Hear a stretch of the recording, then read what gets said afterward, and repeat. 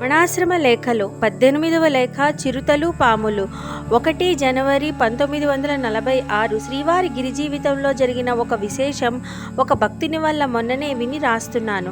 భగవాన్ విరూపాక్ష గుహలో ఉండగా సమీపంలో ఉన్న ఊటలో నీరు త్రాగేందుకు ఒకనాడు చిరుతపులి గోండ్రు శబ్దంతో వచ్చిందట.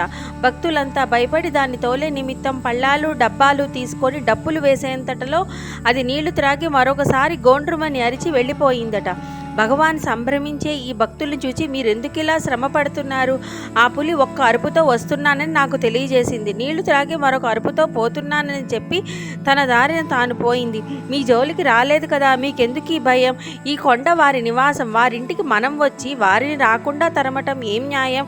ఊరుకోండి, ఇక చాలు అట్టహాసం అని వారించి వారి భయం పోగొట్టాలనో ఏమో ఈ గరిపైన అనేక సిద్ధ పురుషులు నివసిస్తూ ఉంటారు.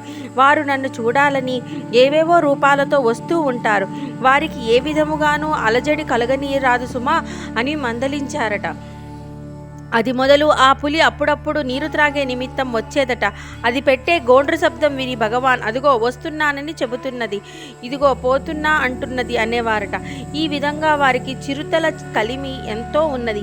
ఆ గిరి జీవితంలోనే ఏర్పడ్డ పాముల చెలిమిని గురించి, ఒక పాము ఒంటి మీద పాకిందని, కాలు ఎక్కిందని ఎన్నెన్ని విధాలుగానో చెబుతూ ఉంటే ఈ మధ్య ఒక భక్తుడు దీని గురించి సత్యమేనా అని భగవాన్ని అడిగాడు. శ్రీవారు చెప్పిన మాటలే రాస్తున్నాను.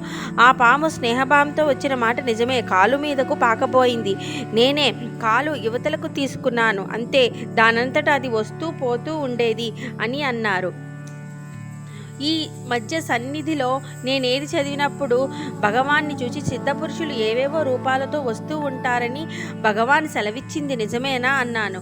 అవును అన్నారు భగవాన్. అరుణగిరి యోగి ముంగిసగా వచ్చారన్నమాటో అన్నారొకరు. అది నిజమే అన్నారు భగవాన్. సక్తుప్రస్తుని కథలోనూ అంతే కదా అన్నాను. అవునవును అంటూ మందహాసంతో మౌనం వహించారు భగవాన్.